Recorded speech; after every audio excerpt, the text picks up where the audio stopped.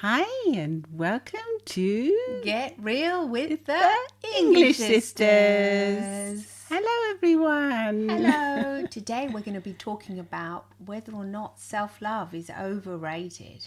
Is it overrated?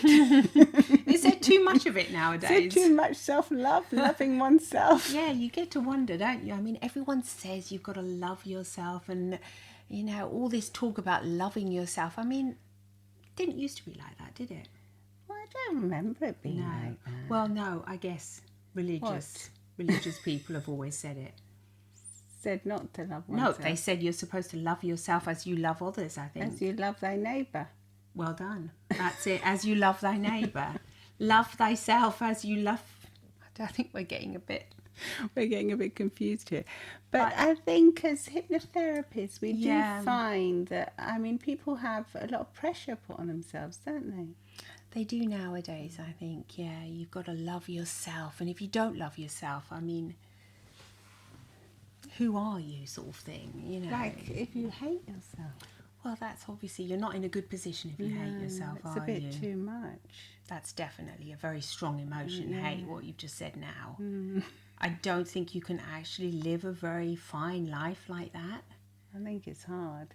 Well, if you hate yourself, it's definitely hard. But how many people do actually hate themselves? Yeah, but really hate? Really do you think real pure hate? I mean, that's such a strong emotion. Yes, obviously. I think there's obviously you have to reach out for help if you do.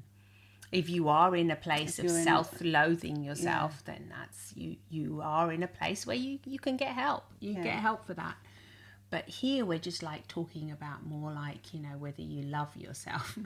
and I don't know if people actually really love themselves every day. No, I think most people don't. No, I think it's probably quite hard. I mean, I think it's probably quite healthy not to love yourself so much. Because, I mean, if you think you're great all the time and you love yourself all the time, I mean, there's no room ego. There's no room for improvement, is there? No, it's like Dorian Gray, isn't it? Yeah, and isn't that half the fun in life is like improving on what you were yesterday? What? So you're saying if you love yourself, there's no room for improvement? I'm not sure I agree with that. 100% sure. 100% I love myself. Yeah, but loving yourself doesn't really mean that you can't improve. It just means that you love yourself and you accept yourself. It's like you love yourself unconditionally. Yeah, but I think if you accept yourself, it's already different to loving yourself. Self-love. Is it? Well, it's self-acceptance, isn't it? Is that really different? I think so. I don't think it is. I don't think you can love yourself and not accept yourself. I think they're both intertwined. I think it's the same thing. If you accept yourself and you love yourself, it's basically the same thing because you're in full acceptance. What more could there be? Like, do you know what I mean? Say if you love your partner, does that mean that you accept them? Yes, it does. And you love them even though they are messy hoarders or whatever. No, hint. I mean, you still love them, even no matter what. You love them.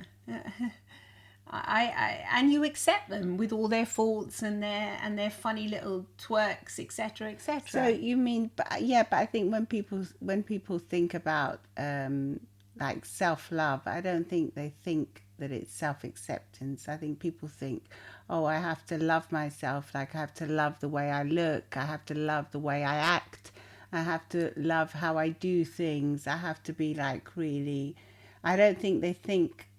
So you mean there's a kind of pressure? I think people, there is a pressure. I don't think it's like, you know, we know how language affects the brain because of all the studies that we've done. Yeah. And what we say to ourselves affects us.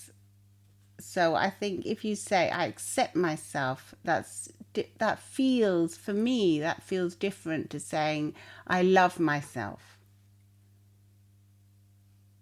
Yeah, okay, yeah, I accept. Does it feel the same to you? I tell you the truth, I never say I love myself. Exactly. I mean, I never even think. So I think when you read these things in social media and everywhere, newspaper, all magazines, they're always promoting self-love. I think that puts pressure. I think the whole concept of it is really hard to grasp in one's mind. That's self-love. what I mean. It's a bit like a jargon kind of thing. It's like a sensationalist way of looking at things. Definitely. And I think it puts pressure on people to think, oh my gosh, I have to love myself all the time. But I think that, for me, that sounds completely different to saying I have to accept myself. Well, even accepting yourself can be pretty difficult. I mean, Well, yeah. I mean, if we're talking about body issues, for example, I have to accept the way my body looks. Yeah. I have to accept, I wasn't actually thinking of that, but also there is an acceptance and there is a kind of pressure for that as well nowadays, isn't there? Well, absolutely. There's pressure everywhere. I think. Yeah. I think that's the problem. There's so much pressure on everybody to look good, to feel good, to love yourself, to be an amazing entrepreneur or amazing at your career or your job, to be at the end the end of it all, your whole universe. To be like the queen or the king of your whole universe. And I think that puts so much pressure on people. So what should we do? Because for instance, yesterday I was watching the Andy Warhol documentary, and he said that in the future everyone will have 15 minutes of fame, or everyone wants 15 minutes of fame. I don't know exactly what it was.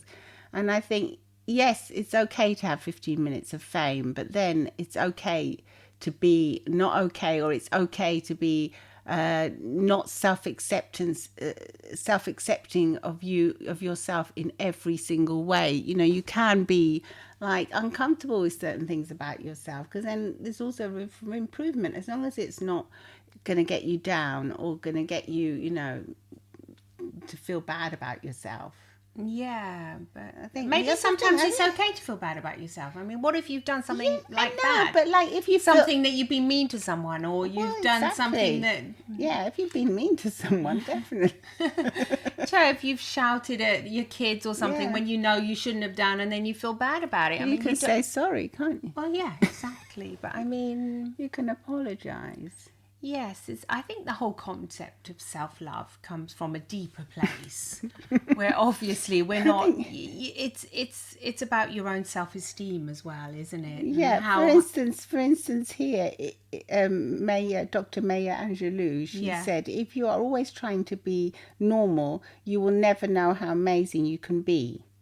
That's one of her famous quotes. There you go, though, the pressure to be amazing again. Yeah, but I think being normal is good as well. Why do you always have to be so amazing? Do you know what? I mean, that's... Why do you have to be so amazing all the time? Why do you have to love yourself all the time? I think it is overrated, this self-love. Yeah. There's too much talk about it. There's too much talk about it, but maybe it was needed at the time when people first started talking about this. It was desperately needed. Probably. Because people did not love themselves enough, and there was too much self-loathing or too much anxiety, self-criticism around, But maybe nowadays it's kind of an outdated idea. Maybe we don't need to love ourselves so much. Maybe we need to look outside more. I think so. And towards the exterior world, and looking around and thinking of how to help others, etc., etc. And that will make us love ourselves more in turn, because if we do something nice for somebody else, then we love ourselves. I think, anyway, the whole idea of self-love is deep. It's deep. And it's ridiculous to even think about it. Once again, we go back to a 3-year-old. You ask him, "Do you love yourself?" They don't even know what you're talking about, do they? They'll say, "I love mummy and daddy." Yeah. But then you say, "But what about you? Do you love you?" It certainly wasn't taught in our times. When we were growing up, it wasn't taught to say, "I love myself." Well, it's not taught now either. Maybe now it is. I mean, I don't know. You ask, you get back to us and let us know. Do you teach that if you have children? Do you say, do you talk to your child about it? I mean, it's adorable. Yeah. I think you grow into a very healthy, strong person. Well, I think more than love yourself is that I accept who I am. Can you imagine when you were little? If somebody asked you that question, like you were 5, I mean, I know because we were little together. But if somebody came and said, "Who do you love?" and you would say, "Who would you?" say Mummy, Daddy. Yeah, and then probably you. I was included. Unless we've been fighting over Pongo or something. Yeah, okay.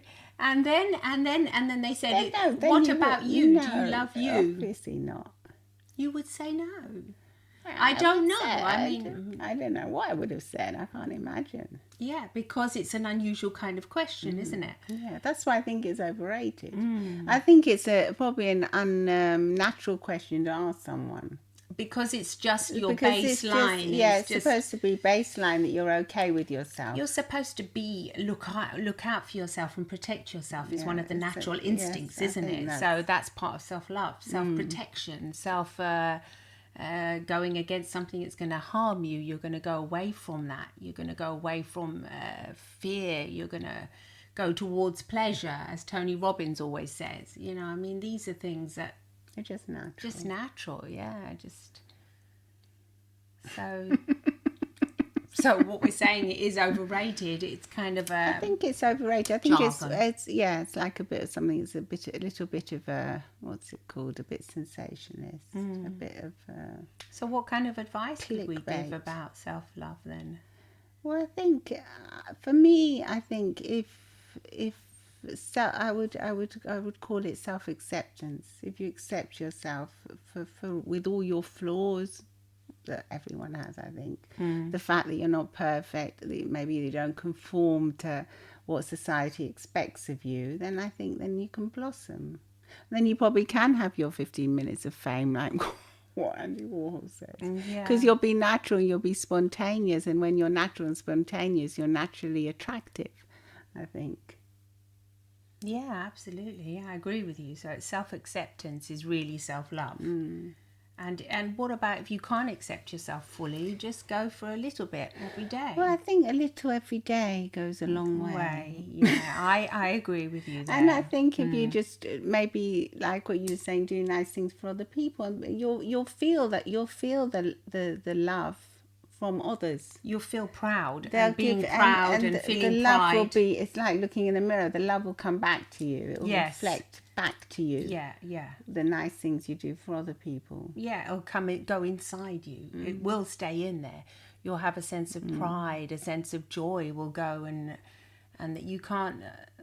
That's it. You will certainly like yourself. I mean, and it doesn't have to. It doesn't have to. I mean, you're like the person that you are for that day, and because you're helping other people. I think it brings it out of you if you can help someone else. Well, that's why people love volunteering, isn't it? Because of that sense of joy and happiness you get from giving to others. But and I think helping. Even if you do, like there was that study in the UK where they just, people that were feeling down, they just told them to do like 10 nice things in that week or something, and it really lifted them. It lifted. So they write a nice letter to someone maybe that you've had a grudge with, do something nice for someone, help someone out, smile at someone.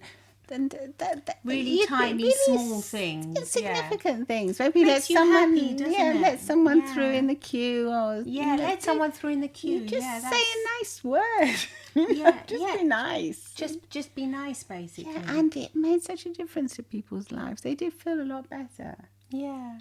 So sometimes really it's just going back to basics and just being a nice person. It's real common sense, isn't it? Yeah, just be a nice person, and then you will naturally love yourself. Yeah, I mean it's pretty basic.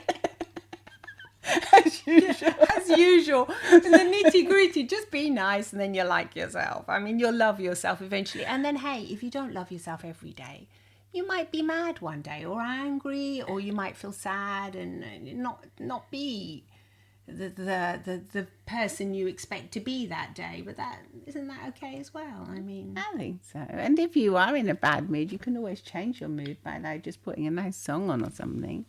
It's very easy to change state if you just do something different. Yeah, that's right. That's what we were I was reading here, and it says that emotions are transient. In a day, we can feel happy, sad, angry, annoyed, bored, despairing, hopeful and proud, courageous. Imagine all in one day. I mean, fearful, disgusted, stressed, anxious, relieved, tensed, relaxed, amused, surprised, helpless, powerful, and the list goes on and on and on, all in one day. And we're quite amazing, really, as human beings, that we can experience all these different emotions. It's quite exciting, really. It's really exciting. I mean, imagine. But I would veer towards the more positive ones, if you can. Well, powerful is nice to feel powerful. I would like that. Empowered, yeah. And I feel mean, good. Hopeful, proud. Positive. Courageous. Courageous is Sounds nice. a bit scary to me. It means I have to do something courageous. Something that's out of your comfort zone is all it means. Oh, yes. Oh, yeah. I thought it was something like surgery or something. Thinking you have to be brave. Yeah, but you have to think, if you have to go through surgery, in the end it's always for a positive outcome, isn't it? And what you have to know is to get the surgery, yes. and then you have to know that you're going to be grateful to have it. Yeah, grateful, and you're going to feel good afterwards, even though you can feel scared at first, and that's normal too. Very normal. Yeah, I mean, but yeah, I suppose if you feel courageous, it's great. You can feel relieved. That's nice. Obviously, if you feel helpless. Helpless is not so good. No. But I think if you feel helpless, always reach out for a helping hand. Absolutely. And there it goes. And then when you do reach out for a helping hand, someone's being nice to you and helpful, so they'll feel good in turn. Yeah, so and they'll get some of that self-love exactly. that we were talking about. Get that self-acceptance and self-love. So that's a good point. You know? So don't think, oh, no, I don't want to bother them. No. Actually think, oh, I'm going to actually help them out by asking for help, because then they're going to get that self-love that they so need and the self-acceptance. So when you need help, always know that you have to ask for help. You have to ask for help. And then those people are going to get this great sense of pride, and they're going to feel so good about themselves. So really, you're doing them a favour by asking for help. You are. If you think about it that way, you're doing them a great favour. That's what all our hypnotherapist colleagues say, don't they? And we do too. It says when we do hypnotherapy, we helping someone, but we feel great. Yeah, exactly. We get masses of satisfaction and oxytocin and endorphins and all the good things, because we're helping. We know that we're helping someone. We're doing a good job. Exactly. Yeah. It's quite sad in a way, isn't it? Why is it sad? Because I think it's sad because people don't know. Want to ask for because favours. people don't know about it, and they don't know that asking for help can be. They think they're putting people out, and there's so many people that don't reach out for help because they think I'm putting someone out, or I'm not good enough to ask for help. I don't want to ask. I'm scared of writing that email. That's why it's sad. That's why it's sad. That's terribly sad. They said there can be, very unfortunate consequences from it, and very sad consequences. So I think the whole podcast about today is actually the shivers. I think you should. It gives you the shivers. You should ask for help if you need it. If you're feeling helpless or you're feeling overwhelmed, ask for help, because people will help you. Not only will they help you, you're doing them a favour. Just reframe it. Actually in your mind, just think, I'm going to ask for help today because I feel helpless. So I will ask for help. And I'm actually doing those people, whoever they are, professionals, ask us. I mean, you're going to be doing us a favour if you ask us for help. You're going to know that we're going to we're going to feel great, because then we're going to be able to help you. And then we're going to love ourselves just a little bit more, because we're going to think, we actually helped so-and-so today, and we made a difference. It makes you feel, yes, you make a difference in the world. You're going to make a difference to our lives, but you'll make a difference to so many other people's lives if you just ask for help, if you do feel helpless. And I mean, I guess we're lucky, because if I feel helpless one day, I just ask you, and then you'll give me like a form of therapy, won't you? I will, yeah. Yeah, and if you feel helpless, you ask me, I hope. Of course. There you go. That's ridiculous, even asking. It's ridiculous. So I mean, that we're like twins. I know. We're telepathic, practically. Yes, we are telepathic. I mean, it's incredible. One thing. You don't have to ask me. I just know you need help. Yes, I know. Yeah. I know. Yeah, that's true. Yeah. And vice versa. Yeah. But it is, you just, I mean, you don't have to ask, but you just talk to people as well. I mean, you don't have to say, can you help me? But you can say, can you help me? I need help. I feel helpless. Yeah, because I think, I mean, who wouldn't help someone? I mean, if someone's drowning in the middle of the sea, everyone's going to jump in and go and help them, aren't they? Well, yeah, if they can swim, Yeah. yes. And if they know they're going to be strong enough, they have to scream for the lifeguard or whatever. Yeah. Definitely, your natural instinct. But your natural instinct isn't to let someone that's drowning or that's feeling helpless just say, "Oh, bye, go away, get lost." No, that's not. No, your natural instinct is to go and help. You're making me think of that. To go and help out. Like last year when we were on the beach in Puglia, when every morning I would see this elderly gentleman get in the water and he would swim so far off. I think that's actually a bit dangerous. I was frightened for him. Yeah. I mean, you just reminded me of it. And I was just kept on naturally thinking, gosh, I have to help him.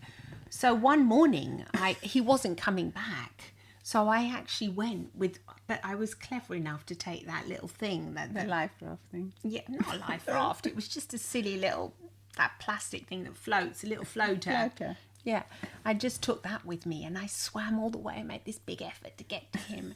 And then when I got to him, he just laughed at me and said, no, as if to say, what the hell? And I said, come back, you're going too far off. And he didn't need it. He didn't need my help. But I mean... No, but I bet he thought it was sweet now. Well, afterwards we made friends because he lived in the house next door and... He was. It's always nice to know there's people looking out for you. I think. Because I thought, what the hell? I mean, there was nobody there on the beach. It was just dangerous to do that, though. I thought, goodness me. But anyway, we used to do that when we were little. We would swim out into lakes and things. Do you remember in Spain? But as an adult now, I think that's before you develop the kind of self-preservation kind of thing, isn't it? Quite old. Yeah, you're teenagers now, aren't you? Teenagers are a little bit... Yeah, our aunt used to be frightened. No wonder she was frightened. But nowadays, I don't think you let that happen. I wouldn't. I wouldn't let it nowadays. I would never let my kids go off and do what we used to do. I mean, oh gosh, they're probably going to be listening to this. We used to just go off into the countryside and ramble away. Yeah, I know. But go into streams and things. You have your adventures, don't you? Yeah. But there was currents there. They used to tell us to be careful. Anyway, that's right. Anyway, just... Yeah, we'd love to hear your point of view on it. Yeah. Do you think it's overrated?